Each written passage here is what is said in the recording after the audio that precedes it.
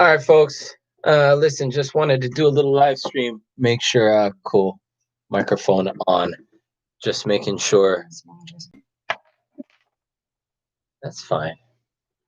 I just want to point at your face. Do I know for certain this thing is on? Yeah, I'm seeing stuff move. Yeah, you're definitely live right now. All right. That's it. Clock. Well, the discussion really was whether or not the doctor blog can be done shirtless, folks. All right. This is I just As wanted a video. as a video, right? As a Vlog. video of vlog, right? So I do these videos from time to time. Thanks for joining me, folks. Dr. Dan here, armnjcards.com. We certify the great patients in the great state of Arkansas for their medical cannabis card. Okay, that's what I do, and I come on from time to time, talk about cannabis biochemistry, how it relates to improving our quality of life and using it as a catalyst for health and not an impediment to health. And debunking a whole lot of mystery and deconstructing the endocannabinoid system, that sort of thing. Anyway, so en route to the process of me pumping out more content, for which it was made known to me that I was very deficient in doing.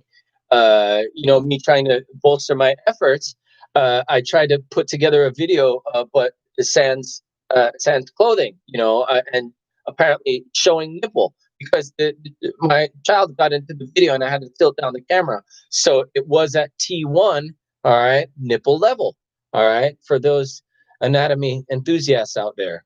First thoracic level innervates around all the way around to the level of the nipple. Anyway, so I did a big time Dr. Dirty Daddy Nip Slip times two.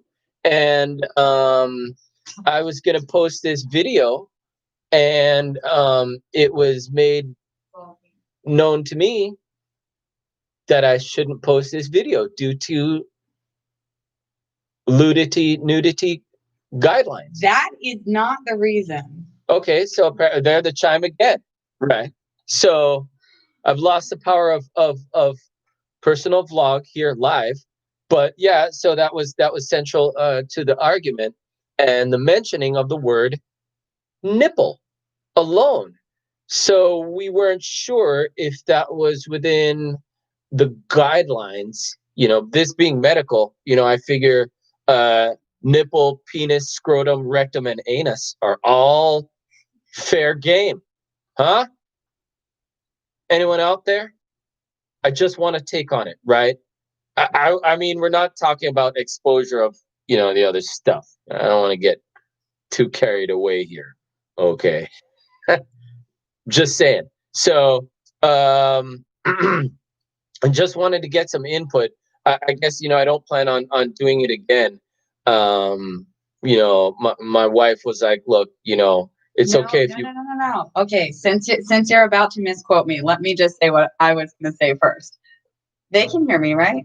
Okay, great. No, I said you can do it shirtless if you keep it above the nipples, because once you're showing your nipples, that's lewd. Women can't show their nipples online, so men shouldn't either. But women do wear low-cut shirts and show the top of their breasts all the time. So if you wanted to show the top of your pecs, which do stand up, and they are fantastic. So if you wanted everyone to be able to see that, I don't care about that. I said the nipples were taking it too far, because then you're doing like, sexy time, yes. All right, go ahead. You can misquote me now. You heard it here first, folks. All right. So it's your show. Do whatever you want. Yeah, no, that's fine. I don't think I really want to put it to a vote. Just saying, because there's guidelines of professionalism and whatnot, but the content was good. Well, then I looked at it again, and then I realized my content was it was okay, and it probably needing a little bit of re-cleaning up on some of the more in-depth concepts. So at any rate, yeah, folks, thanks for tuning in. We're doing the cleaned up version a little bit. All right, we did the caveman hominid version, missing link version. All right, last time. So we're doing the cleanup version. I see I'm about to be late for my next appointment. Just wanted to shout out to you guys. Thanks for all the support once again on getting us all the 5-star reviews. Okay, sharing is caring. We have our Little Rock office now, so if you guys like the content and want more, feel free to hit me up if there's anything specific that you guys want me to talk about. Always happy to talk about what's going on, how the endocannabinoid system intersects with all of our other organ systems in a very unique way. And what happens with the downstream signal transduction and ion channel opening, and what's happening with the other players in there, the glutamate, how we attenuate glutamate excitotoxicity, and really just kind of what goes on with that whole wavelength of balancing of serotonin and dopamine and that sort of thing. Uh, to some degree, GABA inhibition. I know these are sort of bigger concepts, and you're hearing a lot of these $10 words, these neurotransmitters that I'm throwing out here: the serotonin, the dopamine, the GABA, the glutamate. These things will roll back around to these things, folks. Because if you're curious about the whole realm of cannabinoid action, there's just a couple of players on the team that you'll hear talked about over and over again. And once you hear it repetitively, where the pieces fit in their physiologic conformation, both under normal physiologic conditions and pathologic conditions, we'll get a clear idea of what's happening when we get binding at that cannabinoid receptor. That's where all the action is at, okay? Whether it's from an endogenously created cannabinoid, okay, we're talking about the anandamide, all right, and the 2-AG, all right. The 2-AG exerts a real powerful action at that CB1 receptor, a THC-like action with that 2-AG, okay?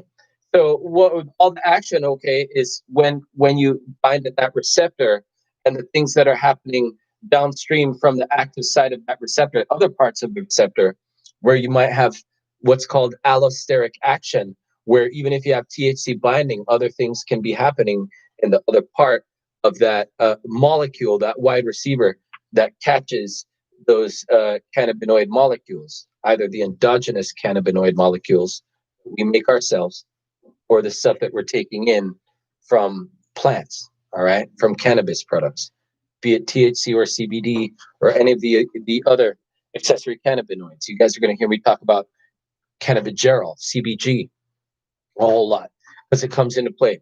As do terpenes, the whole entourage, they all come into play. So there's a whole lot of web surrounding this endocannabinoid system. And, I really want to pick it apart for you guys, because there's a lot of interesting things when you pick apart the pieces of it. It's fascinating when you really, really, really dig into the details and the little granular facets of it.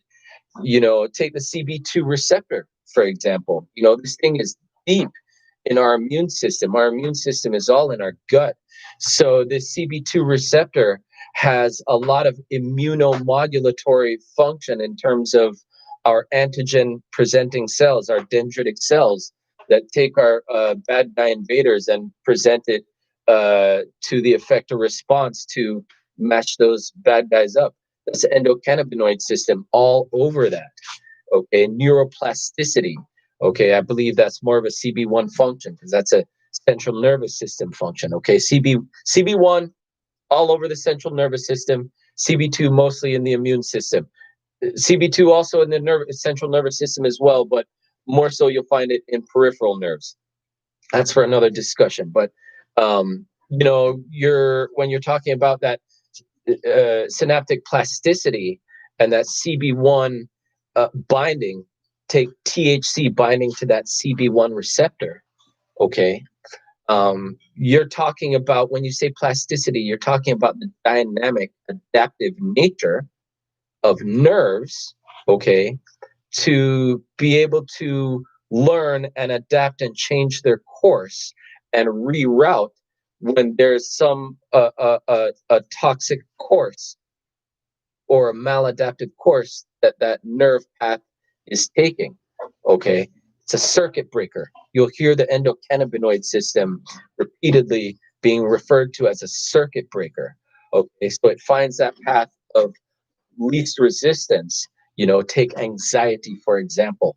All right, you're talking about the hippocampal and amygdala formations that might be housing harmful memories. Okay, that's our emotional complex right there. Okay, and it's when it talks to the front of our brain that's processing taxes and day-to-day stuff and taking care of the drudgery of day-to-day life. um, those things that are harboring memories, things like PTSD, anxiety, all of that kind of stuff, those are the things that are pulling in energy away from us trying to take care of other things. Okay, and what cannabinoids do is they say, okay, well, we're either going to put that stuff that is uncomfortable and not for now in the back of the bus. And then when it is time to slow things down and have a chance to acknowledge the emotional part of our brain, the thing that endocannabinoids and the phytocannabinoids do so well via binding of the receptors of the endocannabinoid system, right? What they do so well is being able to break that connection for a temporal moment, right? For a finite moment, while we can, acknowledge, sort of let the taxes and the day-to-day drudgery move to its place, and we can put back to the back of the bus and be able to engage a more mindful part of our brains that's able to acknowledge a bit more of our natural primitive emotional selves. Okay, and that does require a great deal of maintenance, and when we don't maintain that system, it throws us out of balance. So that's where we get that calming effect of these cannabinoids. All right. So that's kind of at the center of how these things work. Just wanted to touch on it. You guys are great for listening. You guys are great for supporting and sharing our stuff and helping us get all these 5-star reviews. Feel free to review us again. Our Little Rock location again, guys. Love all the support. Little Rock, you guys have come through really, really big. Wanted to shout out to you guys. I've gotten myself a lot of great interaction with my Little Rock, North Little Rock, Conway, Jacksonville patients. Okay, guys. So Cabot, the whole area. I encourage you guys to keep sharing my content, my videos. Check out blog coming up. Big sort of rundown on cannabinoid system to come up soon. As soon as I can get that mashed out. Apart from that, love you guys big time. Dr. Dan, ARM&J Cards. Okay, we practice cannabis medicine. We just don't certify these folks. We know this stuff inside and out. We have the best service in the state, hands down. Check it out. My reviews speak for themselves. My patients speak for me, not me. Love you guys. Over and out, Dr. Dan.